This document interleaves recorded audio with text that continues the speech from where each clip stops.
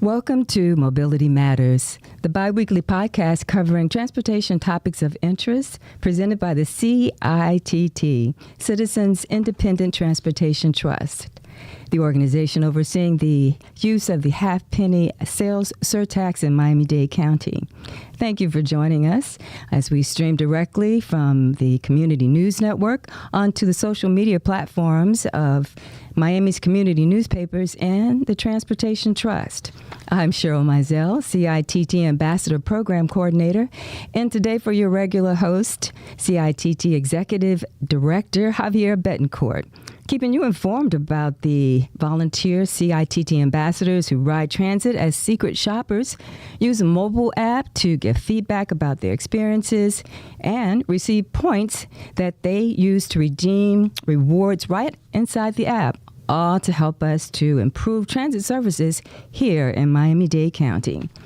By the way, if you're a frequent transit rider, then stay right here because later in the show, I'm going to talk a little more about how you can start earning rewards such as car sharing credits with Uber and Lyft. But right now, let me briefly introduce you to our featured guests for today's Mobility Matters. He won first place at Florida Public Transportation's Triple Crown Rodeo. And now he's headed to Salt Lake City to represent Miami-Dade Department of Transportation and Public Works, DTPW, and the state of Florida. How about that? Go ahead, give it some applause. And the state of Florida at the American Public Transportation Association, that's APTA, to compete against best operators across North America, U.S. and Canada. Bus operator Joseph Esquilin. Yes. Did I get it right? You got it right. All right. Welcome to Mobility Matters. Thank you for having me. And in a starring supportive role, ta-da! We have General Superintendent Bus Operations Schneider St. Preux. Welcome. Well, thank you. Thank you. I appreciate you having me this morning. And you deserve an applause also. Appreciate that. Thank you. And so thank you both for joining us today.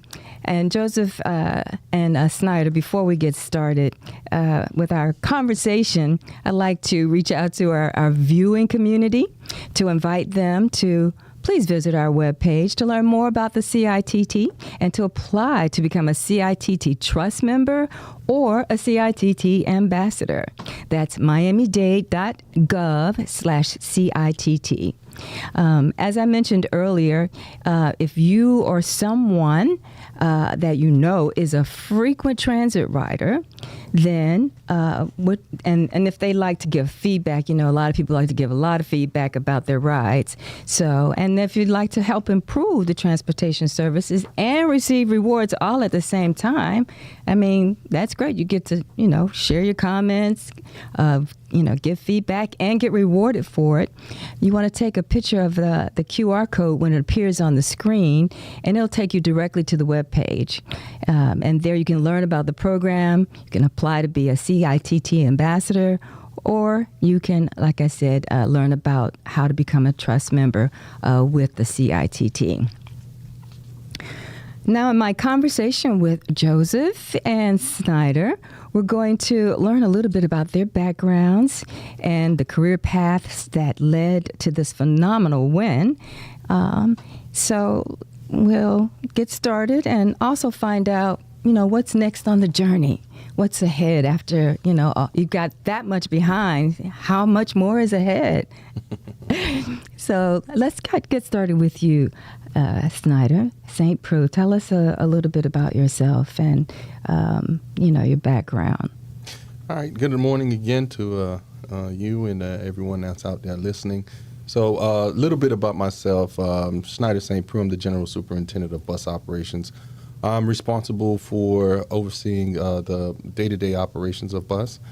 We have sort of 3 bus garages and a 4th one that's probably going to be opening up late this fall. Fully electric bus garage. one of its own in the United States. I have nearly 1,800 budgeted positions that report under my purview. So we have bus operators as well as transit supervisors, bus traffic controllers, and 3 divisions where we have managers that's overseeing the day-to-day operations with our staff. Also have training department that's under me too. These are sort of, I would call the ambassadors of our department. They have trained almost nearly all of the bus operators that come into transportation. The bus operator position is a very, very unique position. Actually, I consider it sort of like maybe an entry level for folks that want to move up within the agency. I started my career off with Miami-Dade Transit as a bus operator, and I got that opportunity to help support and give services to the community that depends on us. And I was afforded an opportunity to move up at several positions within the organization. Now I'm here as the general superintendent and in a supportive role to our bus operators, our frontline employees that has the hardest job in transit. So that's a little bit about myself. Yeah, well, you definitely deserve an applause. Thank you, I appreciate that. Yeah, that's to start and to work your way all the way up, to the top, and you still look very young to me. Yes, so you've got a lot of time left. Yes. And I should tell you both, I had an uncle, my mother's brother, was a bus operator, and he was one of the first to transfer over when Metro Rail came, right, to be one of the first operators on Metro Rail.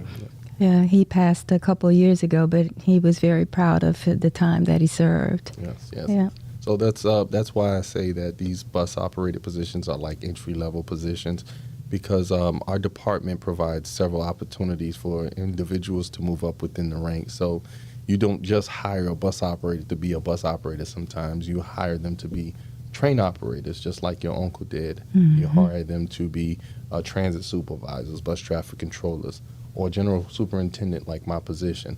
So we have had several individuals that's currently a part of our staff now, like my current supervisor, Joel Perez. He started off as a maintenance technician, and he was able to work himself through the ranks. I know he's been with the department 40 plus years. Wow. But it's stories like that Sure. continue to keep us motivated and take advantage of the opportunity that Miami-Dade has provided us. Wow, excellent. And so, Joseph, tell us about yourself. Tell us a little bit about you. Well, I was born and raised here in Miami. Started off as a bus operator in November of 2007. Been doing it ever since. I'm one of the few people I can say in the world I've actually been doing one of my dream jobs. I love what I do. I wouldn't trade it for nothing in the world. Wow. I know as much as they would love for me to move up, this is not something I could just give up willingly because I just love what I do. I love coming to work. Wow. But I've actually That's been good to hear. driving since 2005. I started off with Avis Car Rental as a bus driver there before moving over with Transit. And I was thinking about a story that when I got the phone call to come over with Transit, I was assisting a customer there. I dropped their bags, and I was so happy with that phone call. I completely forgot what I was doing with that customer. I was so happy to actually get my dream job. Aww. And I've been loving it ever since, coming to work every day. Yes, it has its moments just like with any job, but I wouldn't trade it for nothing. Where I love what I do. Like I tell people, if you ever see me smiling while I'm driving the bus, that means that bus that I'm driving is really good. It's doing what I do. Wow. And I love talking with our passengers, especially my passengers in the morning that I do right now. I just love it. That what drives you? Yeah. That's your inspiration, the That interaction with people. Interaction with people, dealing with traffic. People call me crazy. I love driving in rush hour traffic when I'm at work. I love driving in the rain. It's peaceful. It's calming for me. Yes. Wow. It's very peaceful, calm for me. I love it. Yeah. So you've never met a challenge that that you didn't like, huh? No. I challenge it. If I learn from it and I grow from it. It's a challenging job, but it builds your career even more. And that one, as he stated, with as moving on, I always encourage those who come in after me to move on to something else. When it comes to doing the rodeo and all this and that, apply for things, get your name out there to be able to move up within the organization. So how many years do you have altogether? With Miami-Dade County, this will be my 19th year. Wow, that's great. And I'm like a little kid. Little kid playing with my toys. Oh, wow. And you have how many years with the county? I have a total of 12 years. This is going to be my 13th year. I did have a short spin at Broward County Transit. I did do 1 year there as the director of bus operations. So it's equivalent to the position that I'm in right now. So just been in South Florida, born and raised as well, just in the transportation sphere. So, I didn't plan on being a bus operator. I didn't plan on having a career in transportation. But when I did, I came over, I drove for 3 years. I heard so many positive testimonials of people getting an opportunity and moving up within transportation. And that's always what I wanted to do, just make an impact on my community. And this was sort of a great way to make an impact on our community. Our bus operators, they deal with nearly 170,000 plus passengers a day. So that's more than the seaport, more than the airport. That's more than some of these large scale departments that we have here in the county. So it's so great just to continue to make an impact to the people that we support. We move the county, and we really appreciate it. And, Joseph he has to deal with several passengers, have to deal with all different type of things. I sometimes joke that bus operators have to be counselors, they have to be brothers, they have to be sisters. That's true. Because when passengers get on your bus, you're trying to really help them, get them to one location to the next. But sometimes we have to go beyond that. We have to be that support. We have to make sure that we're not only driving for ourselves, but driving for the community out there. Absolutely. The ambassadors, when they fill out, they do about 1,000 surveys a month right now with the ambassadors that we have, and I see them when they come in, and they're always looking to catch operators doing good. Right. So I see the positive comments that they make. And they're also, so they're paying attention. So they also notice when, anybody doesn't, come with their best, doesn't bring their best that day. So it is definitely, but I see, I see much more positive than I see, negative. But I'm also on the receiving end of those surveys as well. Oh, great. And, we looked at them often. And we try to ensure that we address them as much as possible. And any positive feedback that we get from the ambassadors, we try to make sure that our operators are aware that people are taking notice of the great work that you're doing day in and day out. So we want to make sure that we acknowledge those operators for putting their best foot forward. And also, too, we like to address any issues that we can address. And trust me, whenever there are, because I'd also receive urgent, some things we classify as urgent that have been established with the Deputy Director, Sean Adgerson. So those go directly to him, and things that are urgent, he will take action immediately. Right. And he lets me know pretty much on every email he touches, like which way it went or that he did something with it. Yeah, absolutely. So it's good. Yeah. So I'm on the receiving end of those emails from Sean. And whenever he sends us something, we try to make sure that we take care of it real quickly because at the end of the day, we're providing great quality service for our passengers, and that's what it's all about.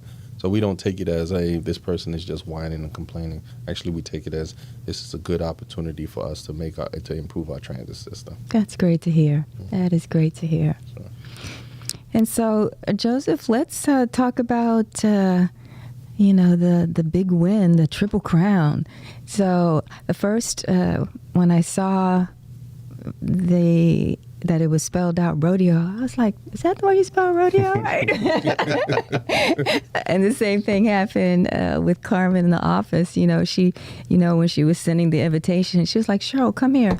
I just wanted to show, she wanted to show me, she thought, make sure. I was like, No, that's the way they spell it because it is it's a competition. It's meant to be a play on words. So it's real cute, rodeos.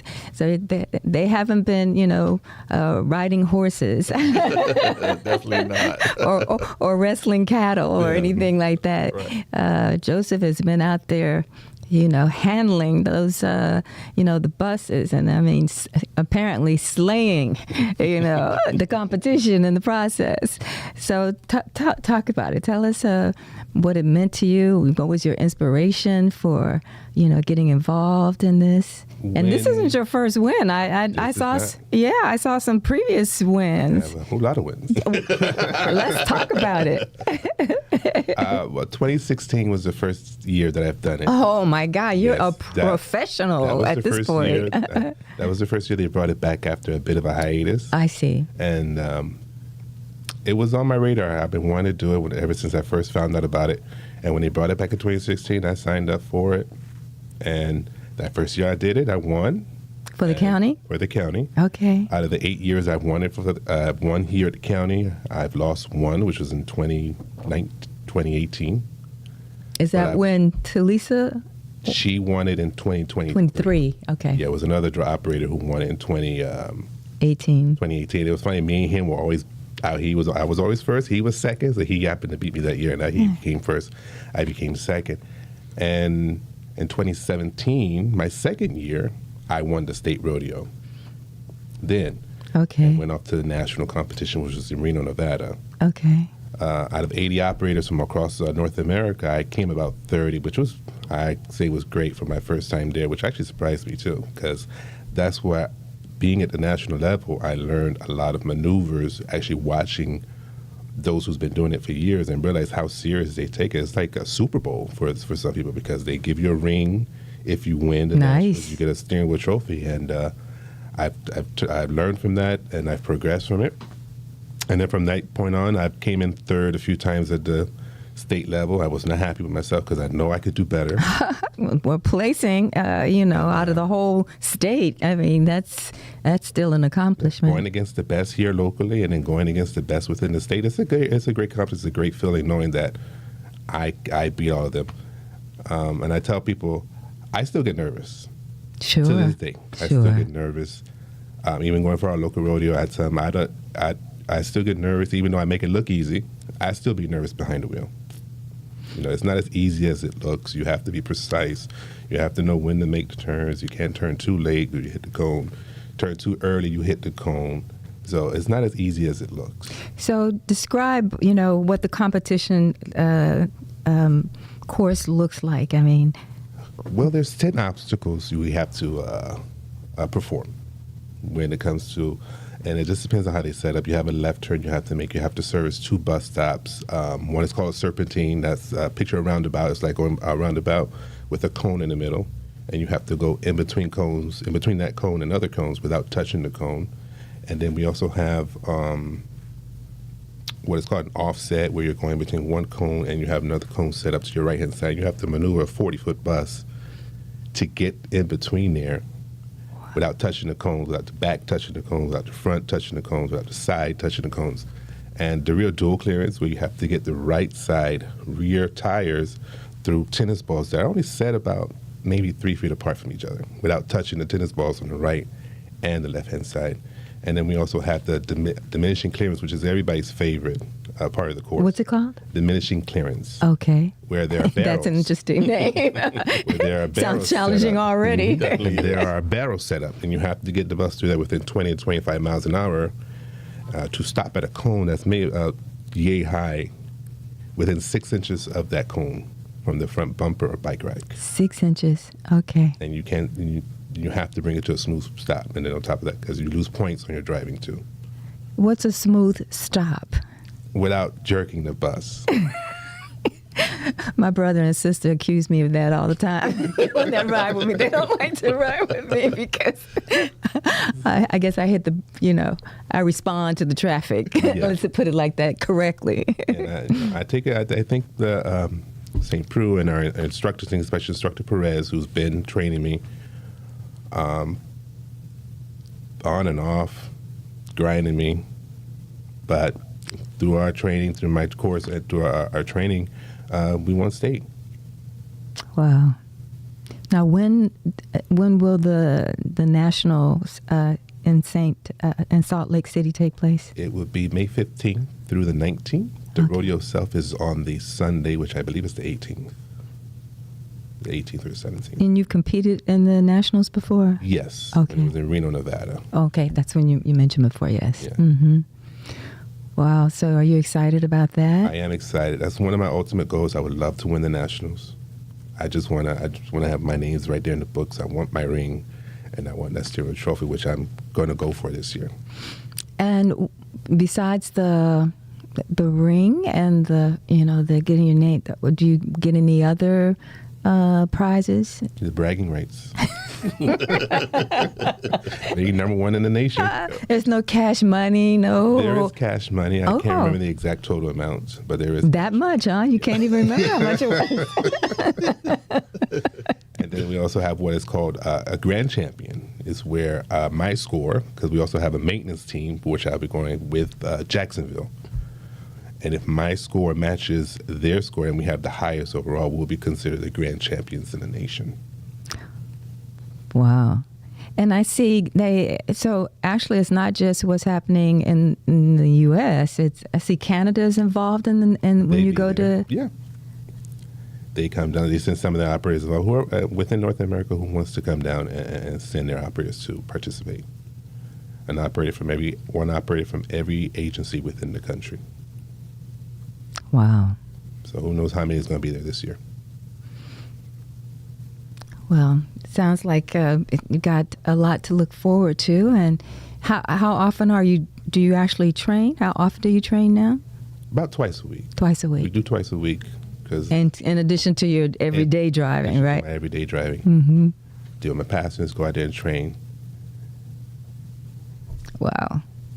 And what role have you played in his training? How often are you out there, encouraging him, or how often are you spending time with him to be his inspiration in your supporting role?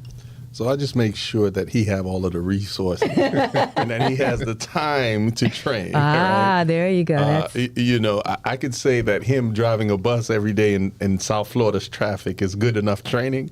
But Yeah. but again, we have fantastic instructors a part of our team. And as he mentioned, Etta Perez is one of our instructors as well that takes the time out and throw different scenarios at him to ensure that he's prepared, because you're competing against the best of the best, and that's throughout the whole entire country. So I'm definitely a big supporter, a big cheerleader on the sideline for the team. I just always want our folks to put their best foot forward. I'm an ultimate competitor. I want to see our folks win at the state level, the national level. If I could win all the time, I would win all the time.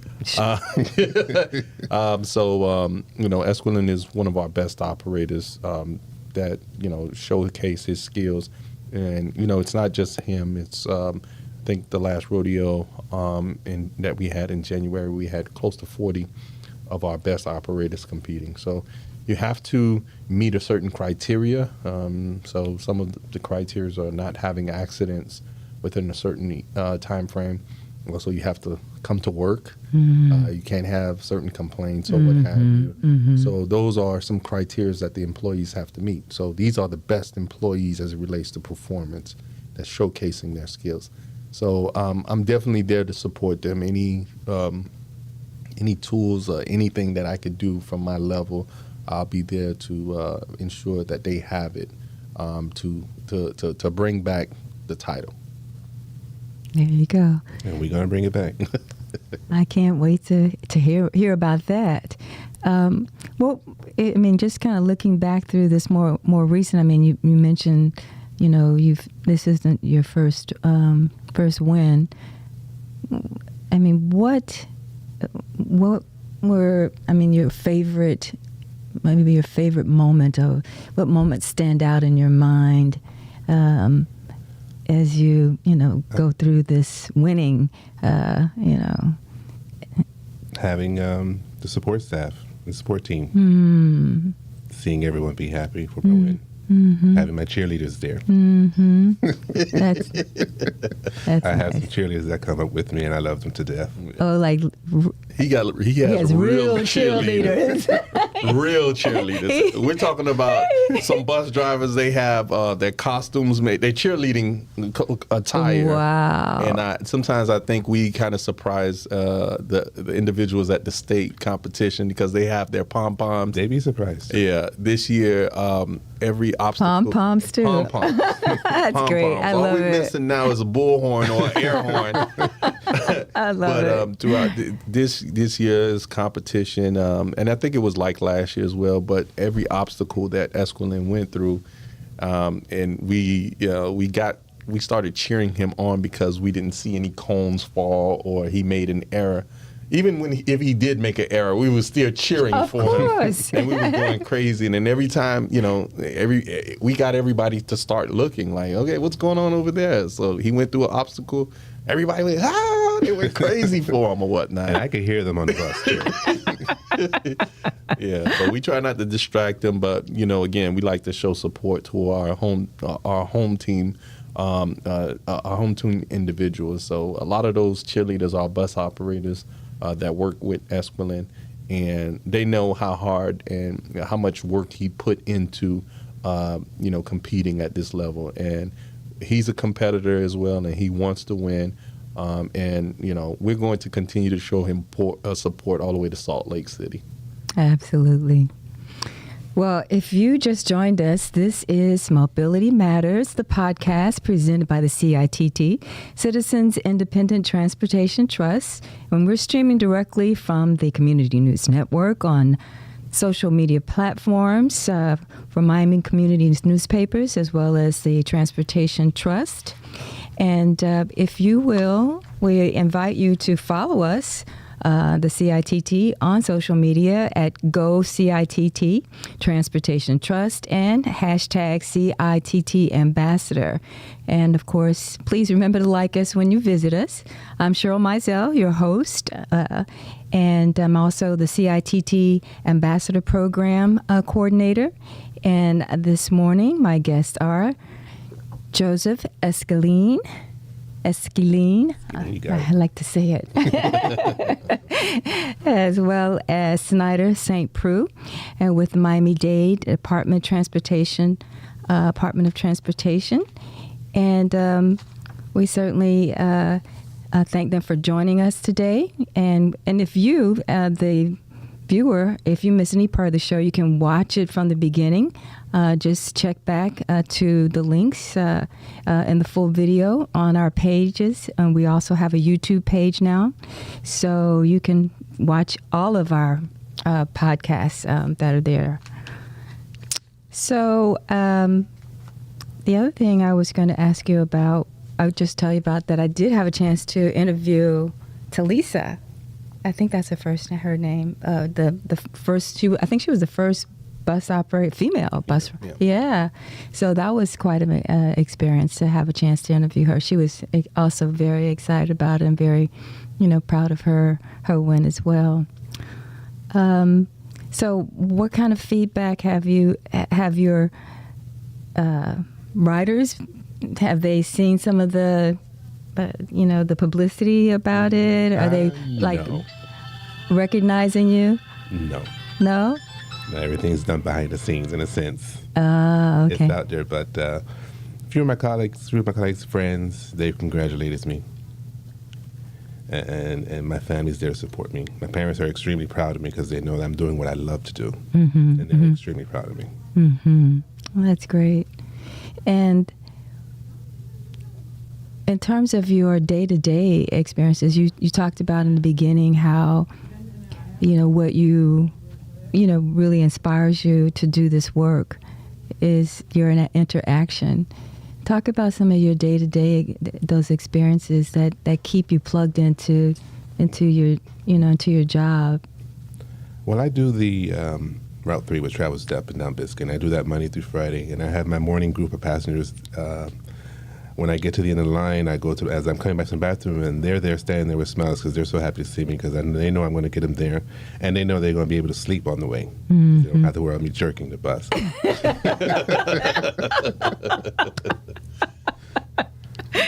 Yeah, and it's the good mornings and the goodbyes and the thank you. I love when they tell me thank you. That lets me know I did what I was supposed to do to get you to your destination safely. And that's one thing I love about my work as well.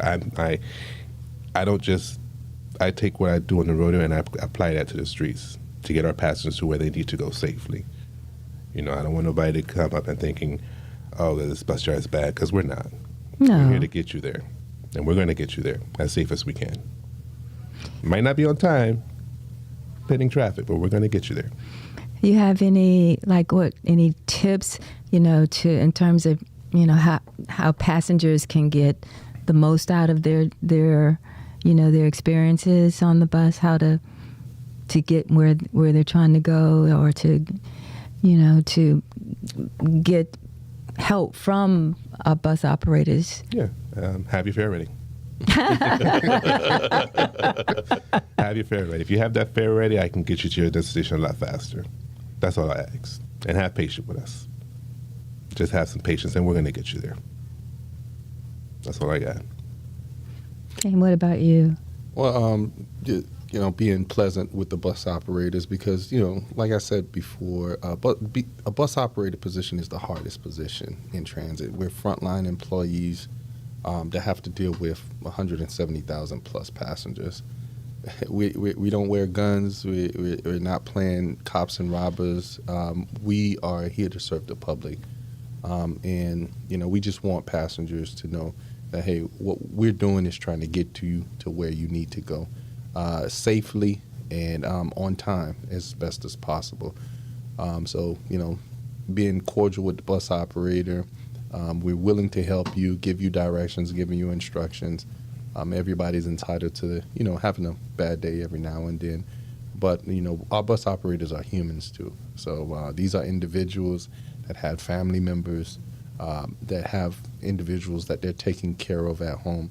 So, they are human, and, we just ask for the same common courtesy that they provide to everyone else. We deal with all walks of life. I love Miami. Miami is a melting pot. We have everyone from everywhere here. And sometimes, there is a culture barrier there, but nonetheless, we train our employees how to deal with everyone. Like Joseph said, we ask for you to have your fare ready. But I also want to add to that as well. Just use the new technologies that's out there. Use our Go Miami-Dade app. That will help you. There are different apps, Google Maps or Transit app, that will help you get to where you want to go. And we're always willing to give instructions and directions to get you to the places that you need to get to. So, but, without those passengers, there's no me, there's no Joseph. So we really care about our passengers, and we want to make sure that they get to the places safe and sound, even when they're asleep or what have you. Yeah, even when they're asleep. And I know, it's a difficult position to be in because you're constantly moving. You're moving people. People are getting on, people are getting off. So it's not much time between. But when there's like an issue, what's the best way, or how do you as a bus operator direct people when they have an issue with something that's going on the bus, whatever it might be? There is an issue where there's something I can't resolve. I can direct them to 311. Or if it's any other issue where they require something else, I can contact my superiors, and they can assist me further with to be able to assist the passenger. So you handle it right there on the bus, and if you're able to.